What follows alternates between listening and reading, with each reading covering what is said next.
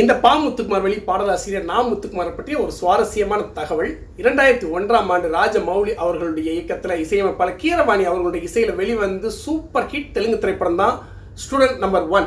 இந்த திரைப்படத்தில் வெளிவந்த அத்தனை பாடல்களும் சூப்பர் டூப்பர் ஹிட். இந்த தெலுங்கு திரைப்படத்தை தமிழில் இயக்குனர் செல்வா இயக்கியிருந்தார். இந்த திரைப்படத்துக்கு அதே இசையமைப்பாளர் கீரவாணி அமைத்த மெட்டுக்கள் தான் பயன்படுத்தப்பட்டுச்சு, இசை மெட்டுக்கள். அதுக்கு அழகான பாடல் வரிகள் எழுதுன்னு சொல்லி இயக்குனர் பாடலாசிரியர் நா முத்துக்குமாரை கமிட் பண்ணி ஒரு பாட்டுக்கு பாடல் வரிகள் எழுத சொன்னார். பாடலாசிரியர் நா முத்துக்குமாரோ திடீரென காதல் நுழைந்ததுங்கிற ஒரு பாடல் வரி எழுதி கொடுக்க, இயக்குனரோ திடீர் அப்படிங்கிற ஒரு பாடல் வரிகள் ரொம்ப பிரபலமாகாது, அதனால் வேறு ஒரு பாடல் வரிகள் எழுதி கொடுங்கன்னு சொல்லி கேட்க, அன்றைய இரவு ரயில்வே நிலையத்தில் உட்கார்ந்திருந்த பாடலாசிரியர் நா முத்துக்குமார் அவர் பக்கத்தில் 2 பேர் பேசிக்கிட்டு இருக்காங்க. என்ன பேசியிருக்காங்கன்னா, அவன் ரொம்ப ஆண்ணாதான் விழுந்துட்டான், ஒருத்த வாழ்க்கையில் விழாமல் இருக்க முடியாது அப்படிங்கிற ஒரு வார்த்தையை பாடலாசிரியர் நா முத்துக்குமார் கேட்டு இயக்குனர் கேட்ட பாடலுக்கு அழகான பாடல் வரிகளா விழாமலே இருக்க முடியுமாங்கிற ஒரு காதல் பாட்டுக்கு வரிகள் அமைச்சாரு. அந்த பாட்டும் பயங்கர ஹிட் ஆச்சு. இதை ஏன் நான் இங்க சொல்றேன்னா,